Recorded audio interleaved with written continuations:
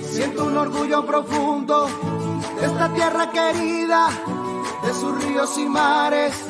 Hay montaña divina, que la risa no falte, la pasión y el amor, y que nuestra vida sea el más grande valor. Es el momento de Antioquia, de nuestra gente, de nuestra vida, de nuestra tierra. Antioquia, Antioquia, Antioquia más. Es la experiencia, es la amistad, la transparencia. Antioquia, Antioquia, Antioquia más. Antioquia es mi región, unidos de corazón. Antioquia es mi pasión, sí, sí, sí. Antioquia es mi región, unidos de corazón. Antioquia es mi pasión, sí, sí, sí.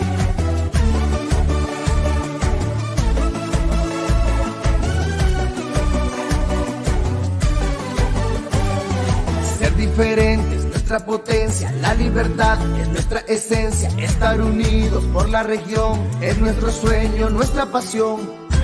Que la risa no falte, la pasión y el amor, y que nuestra vida sea el más grande valor. Es el momento de Antioquia, de nuestra gente, de nuestra vida, de nuestra tierra. Antioquia, Antioquia, Antioquia más. Es la experiencia, es la amistad, la transparencia. Antioquia, Antioquia, Antioquia más. Antioquia es mi región, unidos de corazón. Antioquia es mi pasión, sí, sí, sí. Antioquia es mi región, unidos de corazón. Antioquia es mi pasión, sí, sí, sí. Unidos. Gobernación de Antioquia. Buenas noches para todos. Bienvenidos a esta última sesión de este curso certificado de vacunación contra COVID-19 en la gestante. Mi nombre es Claudia Beltrán, soy infectóloga pediatra. Hoy, en nombre de la Secretaria de Salud de Antioquia, la doctora Lina María Bustamante, les quiero dar la bienvenida también en nombre de todos los que estamos detrás o los que han estado detrás de la logística, para que ustedes puedan acceder a este curso cuyo objetivo principal es aclarar un poco sobre algunos mitos y sobre la seguridad y el beneficio de la vacunación en la gestante. Quiero contarles que el día de hoy el listado de asistencia estará fijado en el chat de la transmisión y la certificación de la asistencia les estará llegando en el transcurso del mes de noviembre.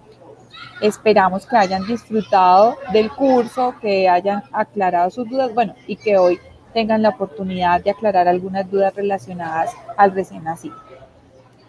Más que una presentación, yo lo que quisiera hoy es que pudiéramos tener un conversatorio, que ustedes compartan sus preguntas y aprovecháramos este espacio para aclarar cualquier duda relacionada a la vacunación y a los efectos de la vacunación, tanto en el recién nacido como en la gestante. Mi sesión va a ser más corta. Creo que hemos tenido 2 sesiones con 2 expertas que han sido muy claras frente a los beneficios de la vacunación en la gestante, frente a las experiencias que hemos tenido con vacunación en las embarazadas.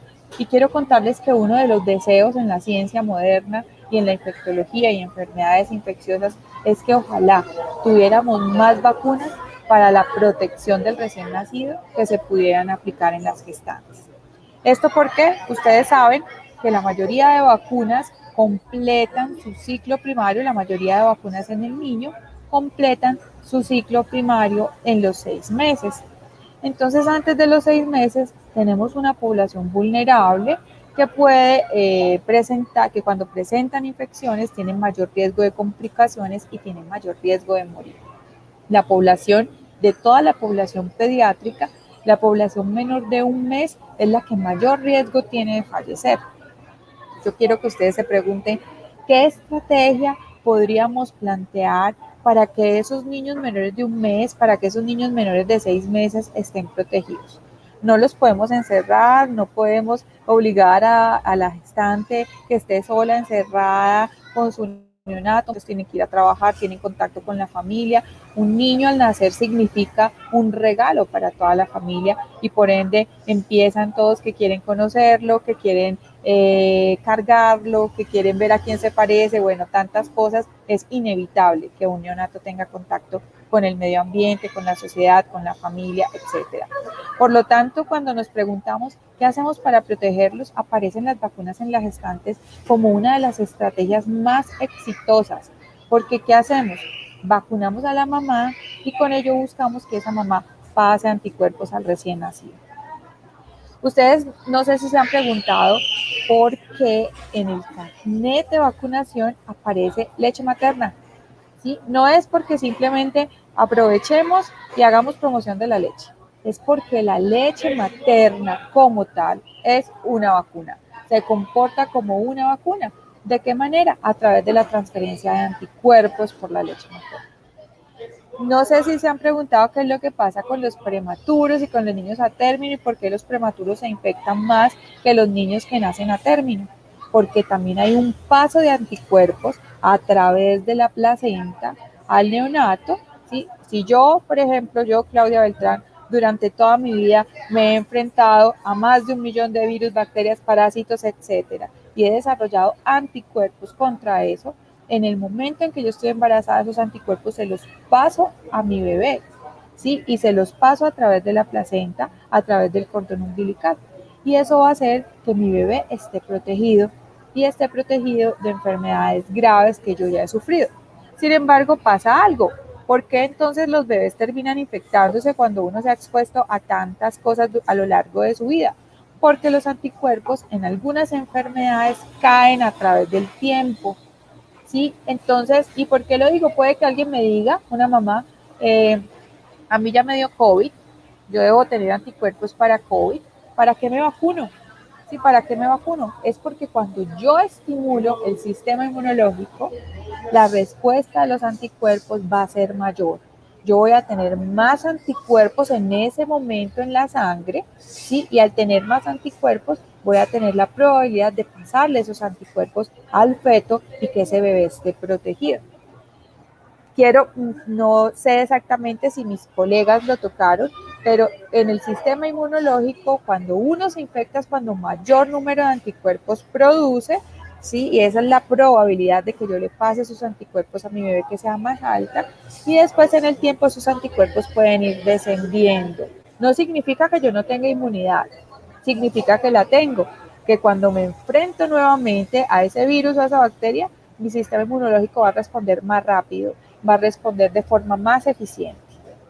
Eso es lo que buscamos con las vacunas y eso es lo que yo busco en esta introducción.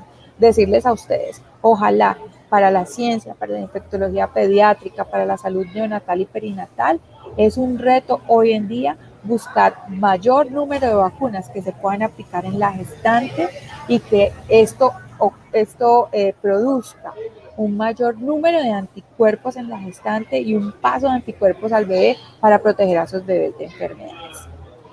Rápidamente, yo no, como les digo, más que presentarles una conferencia, lo que quiero es como que tengamos un conversatorio, hablarles un poco también de nuestra experiencia. Voy a hablar de manifestaciones clínicas de la COVID en los bebés, de la inmunología, algo de inmunología y qué pasa con la vacuna, de los efectos indirectos y recomendaciones finales.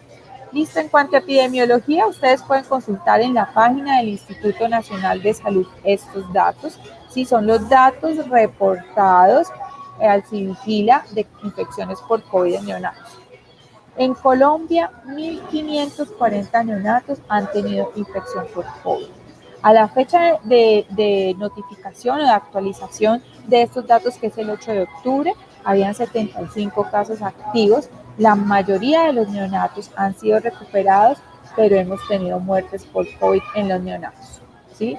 No es una población que esté exenta de la infección por COVID. Es una población susceptible, que por muchas cosas de fisiopatología que aún estamos intentando entender, los niños no se infectan tan gravemente y no tienen mortalidades tan altas como las de los adultos. pero son susceptibles. Pueden enfermarse, pueden hospitalizar y pueden fallecer. Uno se pregunta y siempre nos preguntamos, ¿y por qué se van a infectar los neonatos? O sea, un neonato, incluso como recomendación antes del COVID, nosotros decíamos, el neonato menor de un mes no debería estar recibiendo visitas, ¿sí? No debería estar en la calle, en un centro comercial, bueno, etcétera, sino es un niño que necesita una protección especial.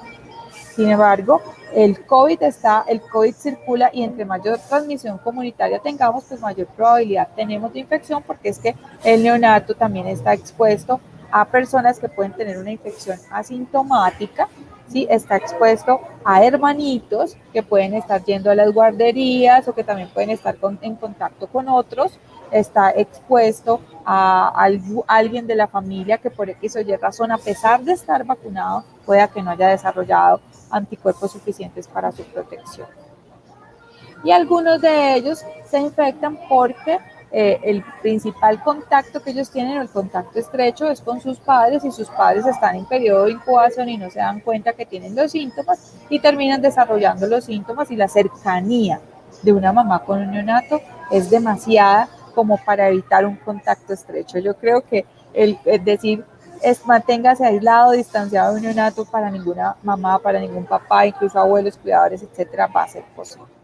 Estos son los datos que tenemos entonces en Colombia. Pueden enfermarse, pueden hospitalizarse y pueden llegar incluso a fallecer. Acá les muestro otros datos de epidemiología. ¿Y por qué les traigo esta gráfica que habla de en qué trimestre? Esta es la gráfica de gestantes, en qué trimestre se producen el mayor número de infecciones. Se las traigo porque es que qué pasa en el tercer trimestre, que es donde más se han infectado nuestras gestantes por COVID, según los datos del Instituto Nacional de Salud. Me dicen que no están viendo mi pantalla.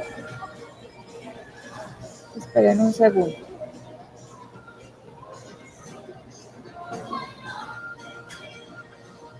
A ver.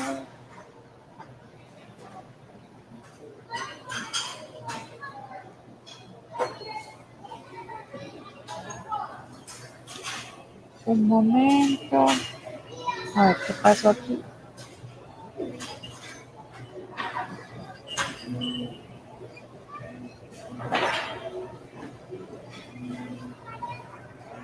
No sé si Juanes esté por allí. Hola. Hola, ¿cómo estás? Mira, dale abajo donde dice compartir, Sí. dale compartir pantalla, Ya. luego selecciona pantalla y le das compartir. Pero yo pongo compartir pantalla, la selecciono y le pongo compartir. ¿No Correcto. aparece? No. Perdón al público, a ver qué puedo hacer acá.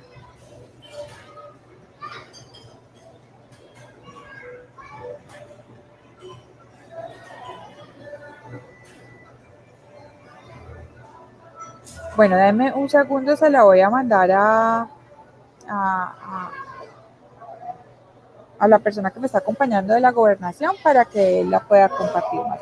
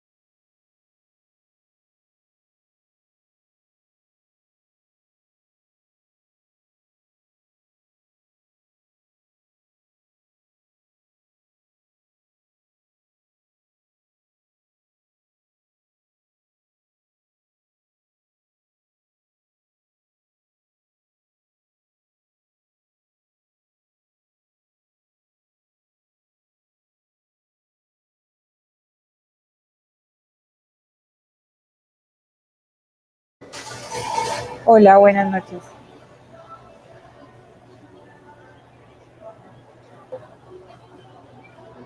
Hola. ¿Listo? ¿Están viendo la presentación? Juanes, ¿me ayudas?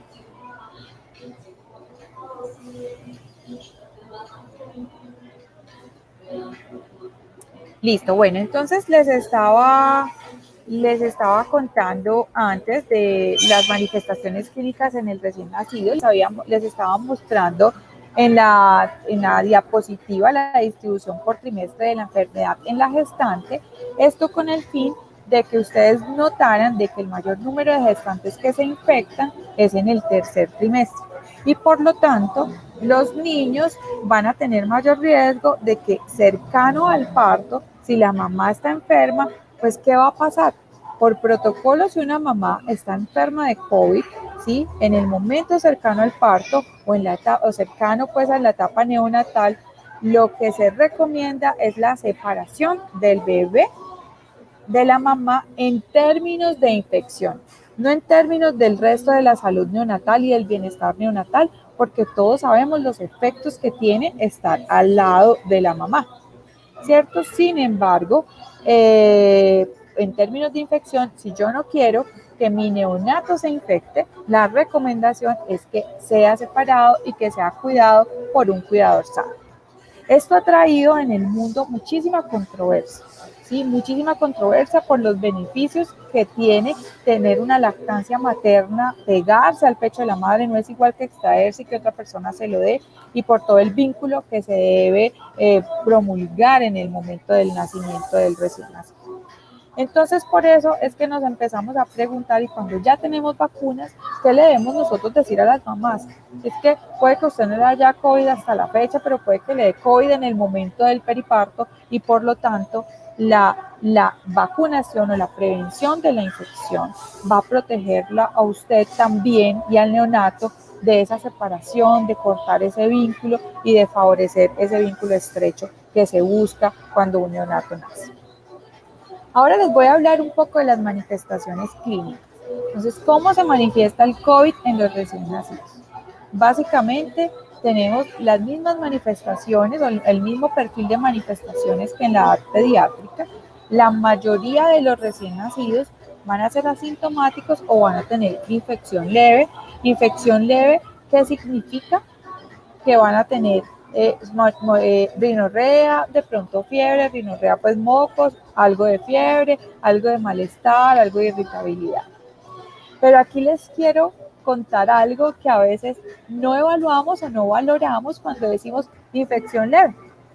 Fiebre en un recién nacido implica hospitalización. Fiebre en un adulto implica que puede estar en casa, que se puede aislar, incluso que se toma algún medicamento y puede seguir trabajando. Pero fiebre en un recién nacido, o sea, infección leve en un recién nacido, significa que yo debo hospitalizar a ese recién nacido, tomarle exámenes de sangre, tomarle hemocultivos, tomarle incluso cultivo de líquidos cefalorraquídeos, o sea, debo hacerle punción lumbar. Porque en el enfoque de un neonato con fiebre está en todos los protocolos nacionales e internacionales que ese neonato requiere un estudio completo. Entonces acá también es algo que yo les comparto y les digo, o sea, puede que haya una mamá que les diga a ustedes o un papá, pues si la mayoría de neonatos se infectan de forma leve, porque alguien dirá 7 millones, 7 muertes de todos los miles de neonatos que tenemos en el país, pues no es mucho. Cuando nos mencionan eso, nosotros tenemos que decir un momento, es que la infección leve, el abordaje de infección leve en un neonato implica una hospitalización, implica exámenes, implica una hospitalización, implica una punción lumbar, implica probablemente el inicio de tratamiento antibiótico, y al iniciar el tratamiento antibiótico significa que vamos a tener otros efectos que de pronto no quisiéramos, como alteración del microbioma intestinal, como efectos adversos relacionados simplemente a la punción, efectos adversos relacionados a los medicamentos, porque como todos sabemos aquí, nada es inocuo. ¿Listo? Tengo problemas con la proyección de la presentación. Entiendo que no ha sido posible proyectarla tampoco por el máster, pues por el personal de apoyo en comunicaciones. Lo que podríamos hacer en algún momento es grabar la presentación y enviárselas, no sé, se me ocurre a mí, a los asistentes, pero creo que más importante que eso y que ver las imágenes que yo les quería compartir es que tengamos este compartir de ideas y este conversatorio que se vuelve conversatorio a través de sus preguntas y a través de la experiencia sobre las preguntas que usualmente hacen las mamás. Entonces, sigamos con las manifestaciones clínicas. Ojo, una de las premisas que se tienen que llevar ustedes para su casa y que tienen que usar al momento de hablar de vacunas con las maternas, y es, así la mayoría tengan infección leve, un neonato con fiebre es un neonato que requiere hospitalización, exámenes, inicio de antibióticos, punción lumbar, hasta descartar una infección bacteriana. O sea que aquí la cosa deja de ser tan leve. ¿Sí? Que por efectos de pronóstico y de mejoría, sí es una enfermedad que es, digamos, ha sido benévola con nuestros niños, pero es una enfermedad que implica mucha logística en el momento de que un neonato lo presenta. Las otras manifestaciones clínicas que presenta el recién nacido, aparte de las manifestaciones leves, tienen mucho que ver con la definición de sepsis temprana o sepsis tardía. La mayoría, cuando les voy contando de los datos en Colombia, de los niños, de los neonatos reportados con COVID, 468, ¿sí? Casi 500 neonatos se han presentado como sepsis neonatal temprana.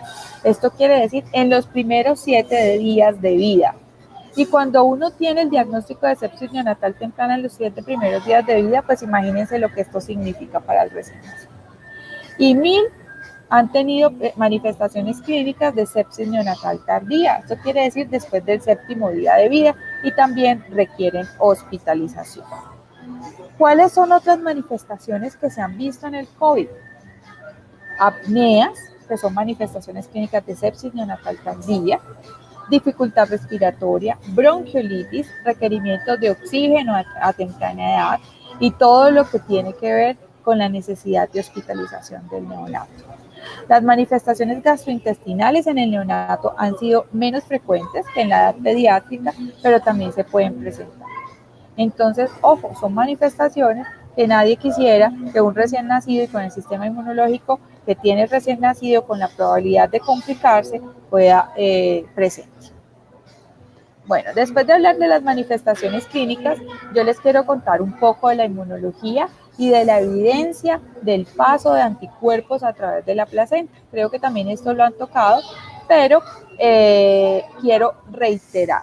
Sí, no solamente pasan anticuerpos por la infección natural por COVID, sino que ya hay evidencia de presencia de anticuerpos IgG, anti-spike y antinucleocápside después de la vacunación.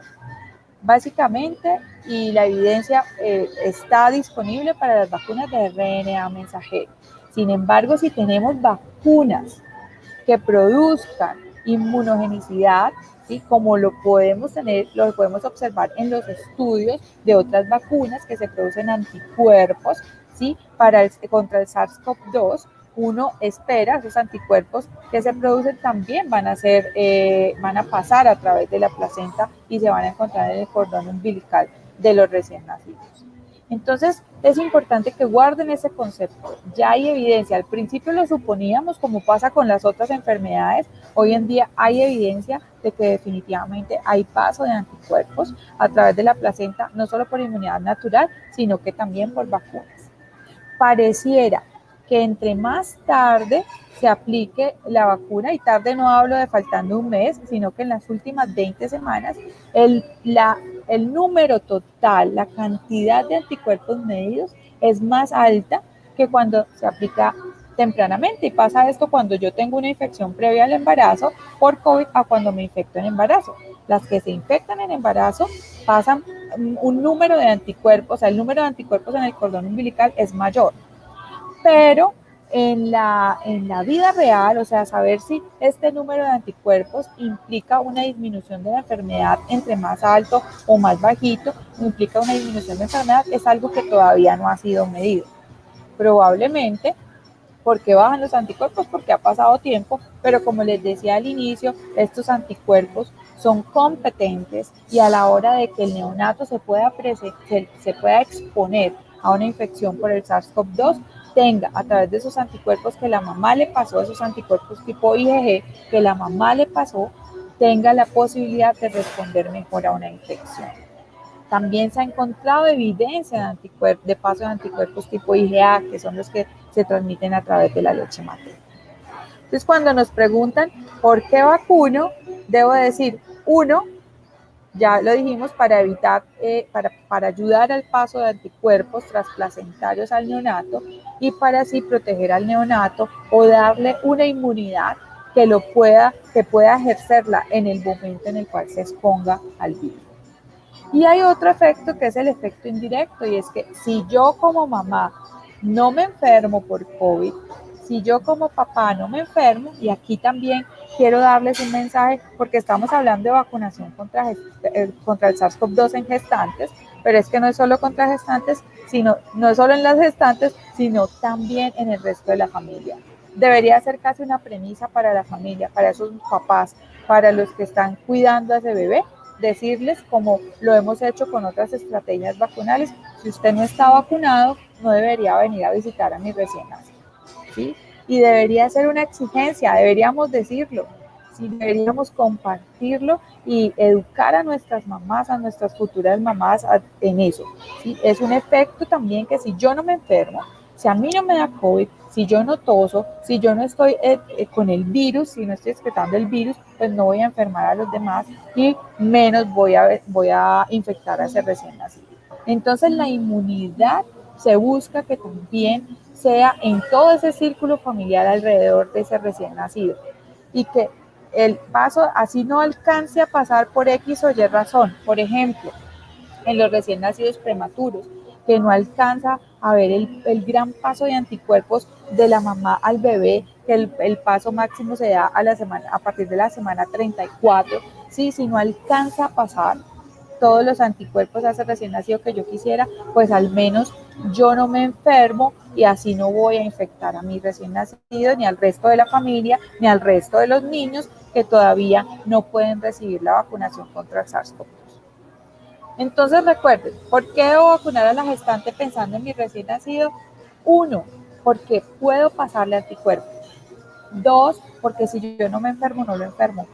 Entonces estoy evitando que mi bebé se enferme por esas 2 vías. 3, ¿qué pasa si yo ya no alcancé a vacunarme, decidí vacunarme tardíamente? No importa, porque así de pronto no alcance a pasar los anticuerpos, pues al menos evita que usted se enferme y que infecte a su neonato. Esas premisas deben quedar súper claras. ¿Qué pasa con la lactancia? No hay evidencia de presencia de los componentes de la vacuna en la leche materna.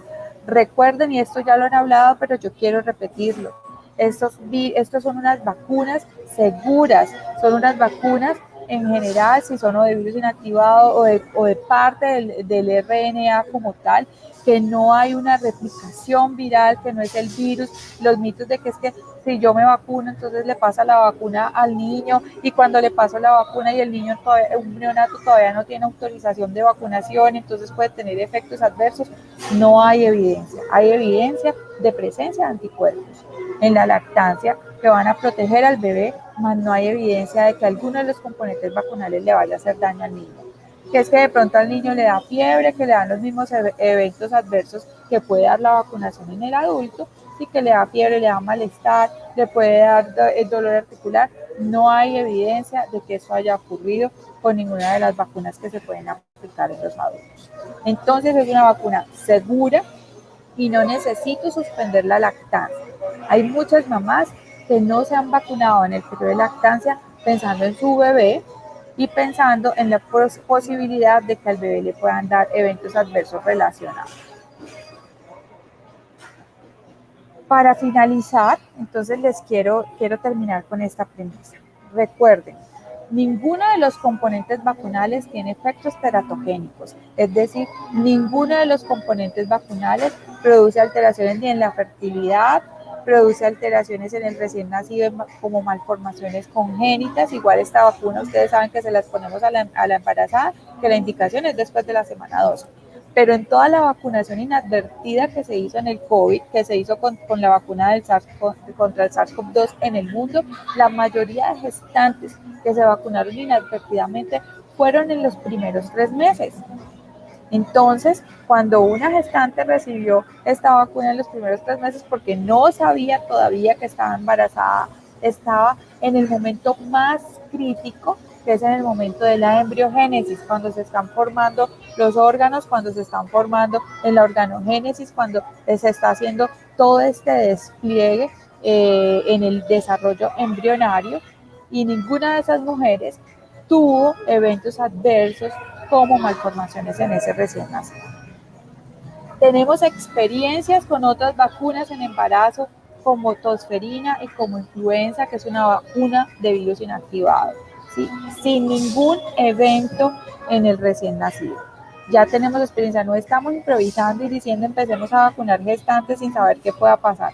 Creo que es una de las poblaciones que más cuidamos y es una de las poblaciones en que más queremos estar seguros que las vacunas no van a tener ninguna afectación en el feto y en el embrión, y por ende, y gracias a la vacunación inadvertida de muchas gestantes, se pudo acelerar este proceso porque ninguna farmacéutica se iba a atrever a incluir gestantes de manera inicial en la vacunación por todo lo que implica.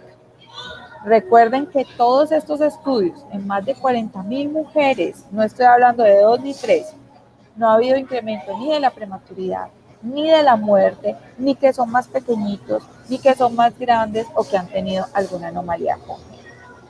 Por último, y para dar paso a las preguntas, quiero decirles como conclusiones. Se requieren acciones urgentes para vacunar a las mujeres gestantes y proteger a sus hijos. Todos saben que el Plan Nacional de Vacunación, y han escuchado esta semana, va avanzado hacia la vacunación a partir de los 6 años. Va a pasar un tiempo hasta que autoricemos o hasta que tengamos la evidencia para la vacunación en niños más pequeños. Quizás la siguiente población sea de los niños mayores de 3 años. Pero para que llegue la vacunación a la etapa neonatal, todavía falta muchísimo y quizás no lleguemos a tener que dar esta indicación. Y por ende, es la vacunación en las gestantes y la vacunación en el resto del círculo familiar. Ojo con los papás jóvenes que, como piensen, la mayoría piensan que el COVID no les va a dar grave, no se están vacunando. Sí, ojo con el resto del círculo familiar, porque no hacemos nada con solo vacunar a la gestante. Bueno, hacemos algo, no digo que no hacemos nada, hacemos algo, pero hacemos mucho más si vacunamos a todo el círculo familiar. ¿Listo? Las vacunas son seguras, no causan daño al recién nacido, no contraindican la lactancia y definitivamente, y ya lo vemos a través de la ciencia y de los estudios, hay evidencia del paso de anticuerpos al recién nacido con todos los beneficios ya mencionados. Bueno, voy a revisar acá. Dice, tenemos algunas preguntas que me están pasando acá por el chat. Satria Vallejo, bienvenida y gracias por estar con nosotros. Quisiera saber de eventos adversos de la vacuna en el neonato, se han estudiado y descartado. Bueno, entonces lo mencioné un poco al final. En las mamás que se vacunan contra el SARS-CoV-2 no hay reportados en los sistemas de vigilancia de eventos adversos en el mundo, pues sobre todo donde se ha hecho una vacunación masiva para las gestantes y donde se ha evaluado y verificado, no hay eventos adversos relacionados a la vacunación cuando se vacuna a la mamá en el recién nacido. No hay ninguno reportado. Si hay estudios de riesgo de aborto, parto, pretérmino, los hay. Hay datos del Colegio Real de Obstetras, el Colegio Real de Obstetras de Londres, también de la COT, que es el Colegio Americano de Ginecobstetricia. No existen ninguna, cuando se comparan las dos poblaciones, la población de gestantes vacunadas versus las no vacunadas, no hay incremento en la población vacunada, ni de prematuridad, ni de muerte neonatal, ni de, ¿qué más me pregunta? Ni de riesgo de aborto. ¿Qué es lo que pasa? Y aquí nosotros tenemos que ser muy cautos con las noticias y con lo que nos informan. Usualmente en los embarazos hay un riesgo de aborto. El embarazo es un estado que es un estado de riesgo, tanto para la mamá como para el feto. Un gran porcentaje de los embarazos se pierden y terminan en abortos. Entonces empezamos a hacer asociaciones que no son reales. Es que ella se vacunó y abortó. Sí, y sobre todo en nuestra población ese tipo de asociaciones se empiezan a hacer. Claro, pueden ocurrir abortos, que son los que pasan en un embarazo aún sin vacunación. Entonces, este tipo de asociaciones se tienen que hacer con estudios de manera siguiendo el rigor científico y los que tenemos algunos disponibles, no muestran un incremento de estos efectos en la población vacunada versus la población no vacunada. Dice Mónica, ¿a los cuántos días de tener el bebé se puede vacunar a la mamá? La vacunación de la gestante se puede hacer incluso si tenemos una mamá que no se ha vacunado, incluso se puede hacer en el posparto. ¿Sí? En los sitios donde hay atención a las gestantes, se recomienda que haya una búsqueda activa de las gestantes que no se hayan vacunado y se puedan aplicar la vacunación en el momento de tener el bebé. Incluso es mejor, porque después esta puérpera se va para su casa y la probabilidad de asistir a un sitio o un centro de vacunación va a ser menor. Si una mujer se aplicó una dosis inadvertida, se reinicia esquema o se complementa, se completa, ¿sí? Se completan los esquemas. Esa es la recomendación, completar el esquema pues, de vacunación. Ya se autorizó la vacuna en los niños de 6 años. Bueno, no es como la temática, pero aprovecho, yo soy infectóloga pediatra y es una buena oportunidad de decirlo y hacerlo. Ustedes saben que la vacuna producida por la casa farmacéutica Sinovac fue presentada al INVIMA y de acuerdo a las necesidades y a los lineamientos del ministerio es una vacuna que tiene estudios fase 1, fase 2, es una vacuna de virus inactivado que es segura, ha mostrado seguridad y ha mostrado una buena respuesta de anticuerpos y por lo tanto es una vacuna que puede ser usada en los niños mayores de 6 años e incluso ya vamos a iniciar pues la vacunación en esta población con esta vacuna y estamos esperando el sometimiento de otras vacunas. Tenemos que la vacuna de Pfizer también ya fue autorizada por la FDA en Estados Unidos para su uso en niños mayores de 6 años. Esperamos que pase pues también todos los entes regulatorios de nuestro país para también ser una de las vacunas que pueda ser recomendada en esta población. Doctora Claudia, soy Ana María. Estamos a la espera de que el Ministerio de Salud publique la resolución, así es, de la vacunación de los niños mayores de 6 años y se puede vacunar con Pfizer hasta los 40 días postparto, de ahí en adelante con cualquier tipo de vacuna, así es, o sea, la mujer gestante es un adulto y se le aplicará la vacuna del adulto que esté disponible. O ustedes saben que hoy en día hay mucha mayor disponibilidad de vacunas, de opciones, incluso hay centros en los cuales se ofrecen distintos biológicos para la aplicación de la mujer adulta. Creo que no hay más preguntas por ahora aquí en el chat. Nuri, ¿con qué vacuna se completa el esquema en esas embarazadas? Entonces, por la resolución como tal, digamos que aquí tenemos alguna controversia al respecto y es la siguiente. La resolución como tal indica que la vacunación en embarazadas sea con la vacuna de RNA mensajero, en este caso pues la que estaba disponible en el momento de la resolución, que es la vacuna de Pfizer, ¿cierto? Uno debería aplicar esta vacuna en las embarazadas para no caer en un error programático de vacunación. Sin embargo, las otras vacunas, digamos por ejemplo si la vacunación inadvertida fue con una vacuna de virus inactivados como Sinovac, uno diría que complete el esquema de vacunación con Sinovac o que inicie su esquema de vacunación con Pfizer. O sea, no habría ningún problema. Yo creo que ya estos casos así específicos se podrían evaluar de mano pues como de los asesores del PAI y de la Secretaría de Salud, porque si se inicia el esquema nuevamente en esa embarazo con Pfizer no habría ninguna contraindicación, o sea, no habría ninguna complicación en combinar esquemas vacunales como tal. Hola María. Hola, ¿cómo estás? ¿Qué has hecho? Cuéntanos. creo que ya, pues esas son las preguntas que nos tenía Ana. Había una pregunta que nos habían estado haciendo mucho y era, creo que ya la respondiste, pero para enfatizar, la gente se ha preguntado mucho por qué el gobierno nacional decidió que la vacunación fuera después de la semana 12. ¿Qué misterio hay pues en esas 12 semanas? Bueno, entonces les había mencionado en las primeras 12 semanas del embarazo es el periodo en el cual existe algo que se llama embriogénesis o organogénesis, o sea, es cuando se están formando cada uno de los órganos, ¿sí? Se pliega el cerebro, el corazón, los riñones, se van formando cada uno de los órganos y es cuando es el periodo más crítico del embarazo, donde cualquier cosa que ocurra puede afectar, cualquier noxa afecta directamente sobre la formación de los órganos de ese embrión. A pesar de que en la vacunación inadvertida no ha ocurrido nada con el embrión, ¿sí? Al ser ese periodo de 12 semanas un periodo tan crítico, no se buscaba la idea es que no hayan asociaciones con la vacuna, ¿sí? Que no fueran confusores y dijeran, es que ese embrión que por otras cosas de la vida se le iba a formar un defecto en el corazón, por ejemplo, no fuera asociado con que era por una vacuna en esa etapa. Sí, no porque la vacuna se considerara insegura, porque la vacuna se considera segura en mujeres embarazadas y las que se han aplicado inadvertidamente no han tenido ningún problema, sino más por evitar como este tipo de asociaciones que no serían simplemente pura casualidad y no serían causales como tal.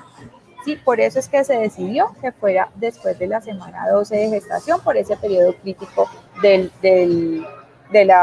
desarrollo de órganos. Okay. Pero también darle pues tranquilidad a las mamás que por alguna razón se vacunaron antes de esa semana 12, que ya pues hay estudios suficientes que muestran que pues no le va a pasar nada a su bebé y que pueden completar pues la vacunación según el esquema que llevaban. Con respecto a lo que estabas hablando ahorita, a mí también en la primera sesión me preguntaron qué hacer con una mamá que ya se aplicó otra vacuna. Sí. Consulté a quienes guían el manejo de la vacunación y me aclararon que se aceptó desde el ministerio que esas mujeres reiniciaran un esquema con Pfizer y completaran su esquema con Pfizer independientemente de lo que habían recibido antes y que no había pues ningún problema ahí. Como les había dicho Claudia, realmente pues nosotros no vemos ningún problema en que haya una combinación de vacunas. Simplemente el ministerio ha sido un poco reservado en cuanto a las combinaciones de vacunas, pero pues en este caso es mucho más importante que la mamá complete su esquema de vacunación. Así que si ustedes tienen una mamá que empezó su esquema con cualquier vacuna, llámese AstraZeneca, Sinovac, etcétera, y ya se da cuenta que está en embarazo, simplemente pues cuando se acerca al puesto de vacunación le ofrecen Pfizer, le completan el esquema con Pfizer y sin problemas.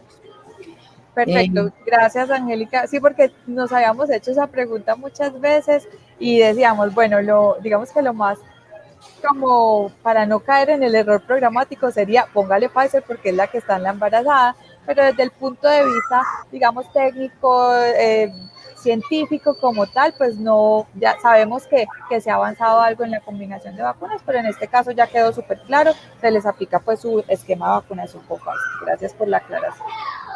Bueno, creo que hemos vivido 3 sesiones muy interesantes. Por aquí han puesto una pregunta. Si la materna inadvertida se vacuna con una de las dosis de Moderna, ¿su segunda dosis podría ser con esta misma o debe ser con Pfizer? Pues ahorita le dejo a la experta Claudia para que responda. Lo que pasa es que aquí también hay algo que debemos dejarle claro al auditorio. Hay unos conductos regulares que por INVIMA se deben cumplir con las vacunas. Entonces, yo les puedo decir, desde la evidencia científica, usted le puede poner una materna Moderna y no pasa nada porque hay estudios con Moderna en embarazadas que muestran que es segura. El problema es que el INVIMA no ha hecho la gestión y eso no pasa solamente en Colombia, que es una vacuna una empresa farmacéutica en los Estados Unidos, en Europa, tiene que pasar unos reglamentos, presentar unos documentos al agente regulador y ahí se le da una aprobación para una población especial. Entonces, Moderna no ha tenido ese curso completo de presentar los documentos y que le dé la aprobación para maternas en Colombia. En Colombia, en Estados Unidos, las maternas se vacunan con Moderna. Y hasta que no se haga todo ese proceso, pues no vamos a poder dar vía libre a que las maternas se vacunen con Moderna. Entonces, si uno se da cuenta que está en embarazo, debe cambiar a Pfizer. ¿Por qué? Porque no se ha hecho pues el proceso de gestión administrativa, digamos, al respecto. Por eso también les decía yo en la primera sesión, que como esto va cambiando rápidamente, porque la regulación va cambiando, etcétera, etcétera, tenemos que estar haciendo permanentemente capacitaciones como estas. Entonces, Claudia, ¿estás de acuerdo con eso? Completamente de acuerdo. Sí, hay nosotros por eso siempre como para no causar mucha confusión, decimos de acuerdo a los lineamientos y de acuerdo a todo el proceso que tiene que pasar de autorización, de aprobación y de regulación de los distintos biológicos. O sea, no podemos, a pesar de que pueda haber evidencia en otras partes del mundo y que hagan otras cosas, pues tenemos que esperar que también nosotros tenemos nuestros entes reguladores y respetar esos procesos. Nosotros desde la Asociación Colombiana de Infectología seguimos revisando diariamente toda la literatura que va surgiendo y tenemos un compromiso con la comunidad, con el talento humano en salud y la comunidad no talento humano en salud, de seguirles entregando la información más actualizada sobre estos temas y pues también los invitamos a que sigan consultando páginas oficiales porque sabemos que hay muchas cosas que circulan en internet y demás que no son confiables. Entonces, visitar la página de la Asociación Colombiana de Infectología, el Twitter de la Asociación Colombiana de Infectología, el del Ministerio, el del Instituto Nacional de Salud, el de la Gobernación, el de la Dirección Seccional de Salud de Antioquia. Son páginas confiables donde ustedes pueden encontrar información veraz, donde pues, no se van a confundir. Quisiéramos cerrar un poquito este espacio leyendo algunos de los comentarios que nos han hecho llegar al chat. También pues les agradezco. Si en algún momento algo les pareció que se debe mejorar en el curso, pues también nos lo pongan en comentarios para poderlo hacer mejor. Por aquí entonces voy a leer, muchas gracias, se resolvieron muchas dudas, se aprendió muchísimo, excelentes capacitaciones, muchas gracias. Muchos agradecimientos, la gente muy contenta. Aquí hay una pregunta que me parece que también es bueno aclararla y es ¿por qué se debe esperar 15 días entre colocar influenza y COVID? Ya que son dos vacunas pues que también se pueden poner en la gestante. Básicamente la decisión inicial de la OMS, digamos que el COVID es nuevo para todos, era nuevo, pues ya no es tan nuevo, ya nos acompaña, ya es parte de nuestro día a día, porque no sabíamos, o sea, porque los entes regulatorios, los que definen cómo se hace la aplicación en vacunas y los que recomiendan como la Organización Mundial de la Salud, no sabían cómo se iba a comportar la vacuna en cuanto a eventos adversos, estaba en vigilancia y de pronto confundía un poco si se aplicaban dos vacunas al tiempo porque no sabíamos si la fiebre, si el malestar iba a ser por una o la otra vacuna. Hoy en día esta recomendación ha cambiado. Sí, esta recomendación ha cambiado e incluso, no sé, María, en el protocolo de vacunación de influenza de este año quedó claro que para gestantes las dos vacunas se pueden aplicar concomitantemente. Si bien pues para las otras poblaciones todavía está la directriz. En niños también. En niños también se puede aplicar al tiempo. Sí, exacto. Entonces, en niños y en gestantes podemos aplicarla concomitantemente. Exacto. Y seguramente que pronto cambiará para las otras poblaciones porque cada vez hay más evidencia que no hay un problema en aplicarlas concomitantemente y eso, como decía Claudia, era inicialmente para que no nos confundiéramos en eventos adversos de una y de otra. Así es. Aquí hay otra que también tiene que ver como con la regulación, esto cambió hace poco, dice después de COVID, o sea, si a una materna le da COVID, se debe esperar un mes para iniciar el esquema. Hace poco, creo que hace 2 días más o menos, el ministro de Salud se refirió por boletín de prensa y Twitter a esto. Inicialmente teníamos como una idea de que si una persona le daba COVID, esperar 3 meses para aplicarle la vacuna y ellos han tomado la determinación de acortar ese tiempo a 1 mes. Entonces, en ese boletín no se hace excepción de las maternas. Entonces, hasta donde tenemos idea, para ellas también se cumpliría esto. Estamos esperando que pues resolución pues una formalización de ese boletín de prensa llegue, de pronto ahí llegan especificaciones nuevas, pero pues eso es lo que tenemos hasta ahora, un boletín de prensa y un Twitter que se publicó hace más o menos 2 días. Angélica, yo quisiera también una pregunta que está aquí que es muy, muy importante, y es qué hacer con una mamá que a pesar de explicarle firma disentimiento, ¿sí? Y no se quiere vacunar.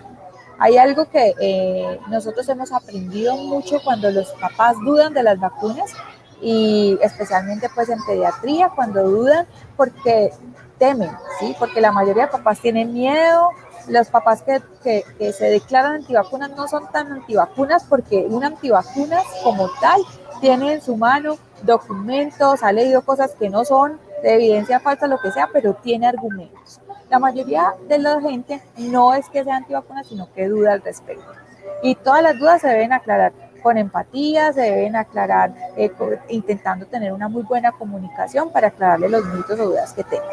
Pero si definitivamente no se quiere vacunar, puede usted referirla a una consulta o a una asesoría con alguna otra persona que de pronto pueda generar un poco más de confianza con su ginecólogo, con el infectólogo, con el de alto riesgo, bueno, con una persona que pudiera aclararle un poco más y brindarle una información de pronto con más tiempo en un consultorio y que le permita retomar esa decisión.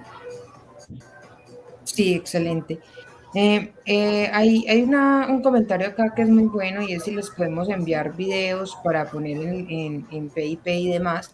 Bueno, les vamos a hacer llegar con su certificado las diapositivas de las 3 presentaciones en PDF para que ustedes puedan utilizar pues la información que está ahí. Y además la Gobernación de Antioquia ha grabado un video de sensibilización donde incluso una materna que se vacunó da su experiencia. Y la idea de ese video es que ustedes lo puedan poner en los programas de PIP que hagan con sus maternas. Además, se vienen realizando en diferentes municipios programas de sensibilización con maternas, invitando a las actividades lúdicas, donde hablan psicólogos, ginecólogos, algunas veces puedo entrar yo virtualmente a hablar con ellas.